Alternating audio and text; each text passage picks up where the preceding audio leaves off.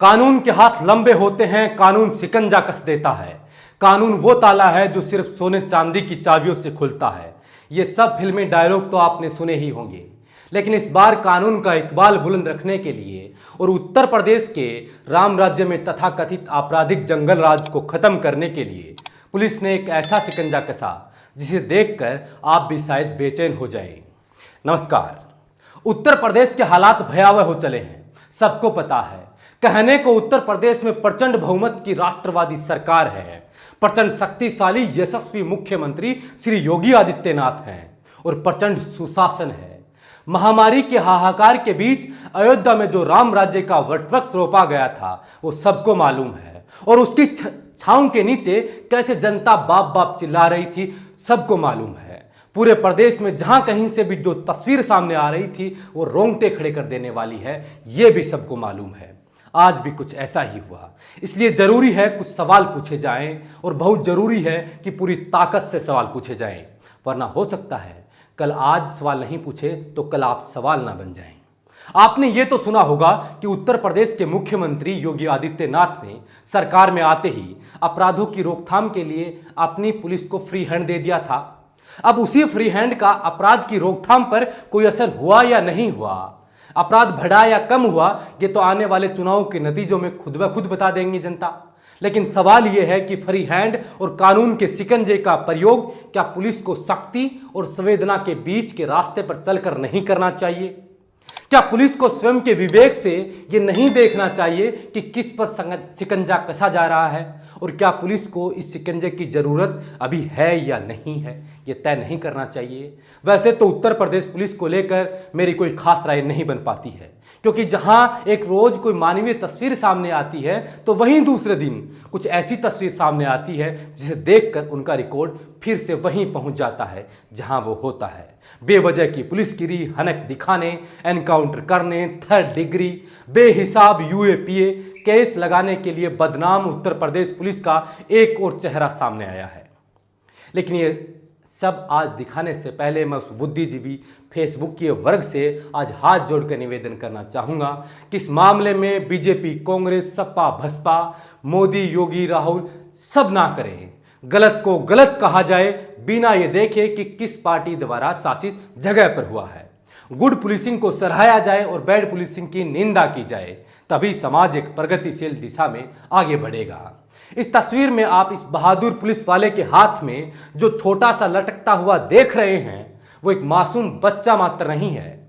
ये आज कानून का इकबाल बुलंद रखने वाली उत्तर प्रदेश सरकार और वहां की पुलिस की साख है जो अधर में लटक रही है।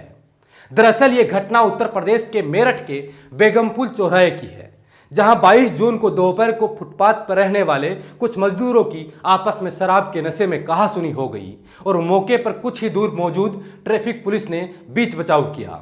इस दौरान पुलिस ने वहां बैठे और झगड़ते हुए लोगों को तीतर बीतर किया और 3 लोगों को हिरासत में ले लिया, ऐसा बताया जा रहा है।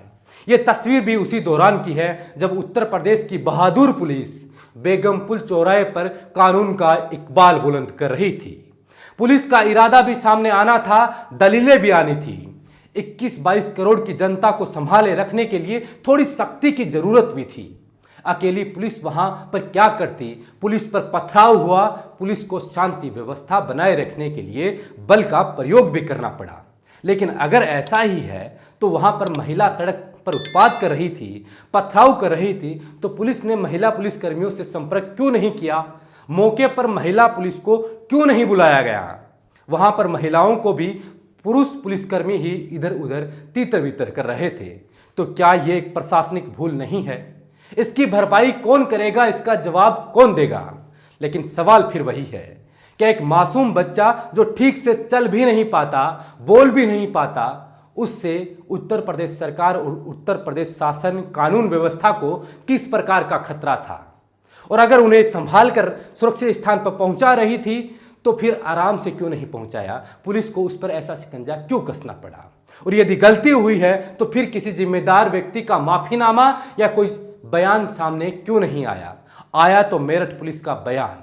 देखिए वहां के एसपी साहब ने क्या कुछ कहा।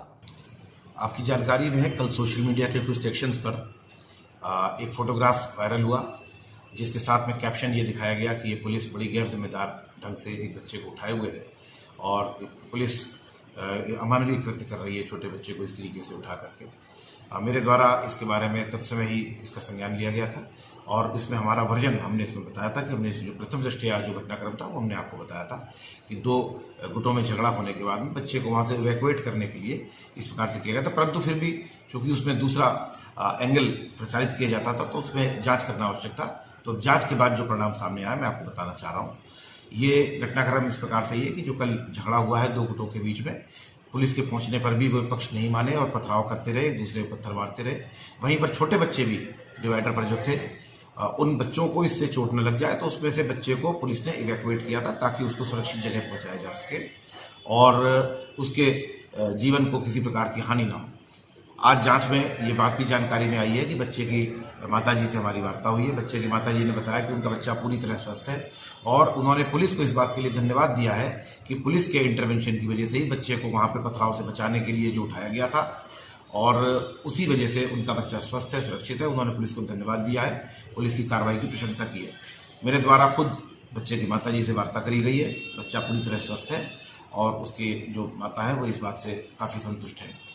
ये जो फोटोग्राफ था ये संभवतः किसी उसी घटनाक्रम के दौरान किसी गलत एंगल से या घटनाक्रम के दौरान लिया गया और बिना इसके कंटेक्स्ट के इसको प्रसारित कर दिया गया और इस पर तमाम तरह के कमेंट्स आ गए हैं। तो मैं आपको वस्तुस्थिति मैंने बताई है और इस प्रकार से जो भी दुष्प्रचार हुआ है मैं उसका खंडन करता हूं और पुनः आपको बताऊंगा कि यूपी पुलिस की जो अच्छी परंपरा है उसी का निर्वहन करते हुए हमारे कांस्टेबल्स ने बच्चे को वहां से उसको क्षति ना हो जाए इसलिए वहां से हटाया था और बच्चा पूरी तरह सुरक्षित है, अपनी माता जी के पास है और वो पुलिस को धन्यवाद दे रही है। हमारा नाम है सामरवती। जो कल लड़ाई हुआ था उसी के बीच में दोनों बाल बेटे शराब पी के लड़ाई कर रहे थे। क्या नाम है उनका नाम राजपाल अजय कुमार। उसी में हमारी बच्ची आ गई थी। अच्छा। लड़ाई के बीच में पुलिस अंकल ने मेरी बच्ची के बचा के दे दी थी। मेरी बच्ची के कहीं चोट कहीं नहीं लगा है। और जो कल अखबार में लिखा हुआ है पेपर आए हमारी बच्ची के वो सब झूठ है। जो अभी है भगवान इसकी मदद है। अच्छा, अपने बच्चे को दिखाइए आप, कहाँ है, कहीं चोट वोट? कहीं चोट नहीं लगा अंकल से, हमारी बच्ची सही है।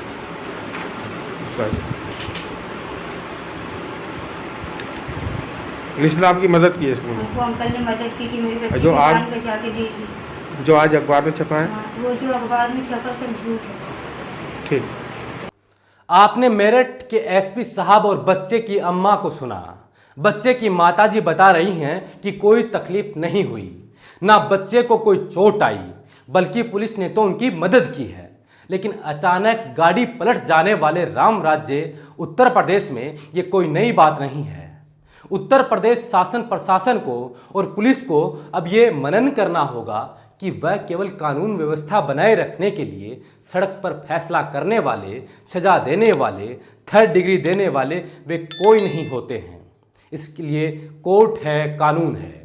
आए दिन तस्वीरें सामने आती हैं, किसी को सड़क पर बैठाकर उसके पंजे मरोड़ दिए जाते हैं, किसी को बेल्टों से, डंडों से पीटा जाता है, किसी को उठाकर पटक दिया जाता है, वह भी सिर्फ कानून व्यवस्था बनाए रखने के नाम पर, और उसमें भी किसी प्रकार की जवाबदेही तय नहीं होती। ये राम राज्य उत्तर प्रदेश पुलिस का चेहरा है। ये जरूर कम देखने में आता है कि किसी अपराधी ने किसी दूध मुँहे बच्चे को उठाकर पटक दिया हो, लेकिन कल पुलिस की ऐसी तस्वीर सामने आई और इसका सीधा सा अर्थ यही है कि यूपी की पुलिसिंग गलत दिशा में जा रही है। अपराध होते हैं और होते रहेंगे जब तक समाज में अपराधों को बंद करने के लिए पुलिस की ज़रूरत भी है, ख़त्म करने के लिए पुलिस सिस्टम की ज़रूरत है, वरना तो पुलिस की कोई ज़रूरत ही नहीं पड़ती अगर अपराध नहीं होते। लेकिन पुलिस खुद जब इतने जघन्य तरीकों से अपराध की रोकथाम का दावा करती है तो शायद पुलिस और अपराधियों की कार्यशैली में कोई अंतर नहीं रह जाता है। शासन प्रशासन को और उत्तर प्रदेश सरकार को और पुलिस को अब यह तय करना होगा कि वह कौन सा तरीका है जो पुलिस और अपराधियों को अलग करता है, क्योंकि तौर तरीके हमें तो दोनों के एक जैसे दिखाई दिए गए। बहरहाल इस वीडियो में इतना ही। इस वीडियो को लेकर आपकी क्या राय है, आपकी क्या सुझाव है और क्या सोचते हैं उत्तर प्रदेश पुलिस के इस रवैये को, इस तस्वीर को लेकर, वो कमेंट कर हमें ज़रूर बताएं। अगर ये वीडियो आप YouTube पर देख रहे हैं तो हमारे चैनल को सब्सक्राइब कर लें। अगर ये वीडियो आप फेसबुक पे देख रहे हैं तो बोल हिंदुस्तान के फेसबुक पेज को फॉलो कर लें। वीडियो अगर आपको पसंद आया तो लाइक कीजिए, अपने दोस्तों, रिश्तेदारों और परिचितों के साथ शेयर जरूर कीजिए। शुक्रिया।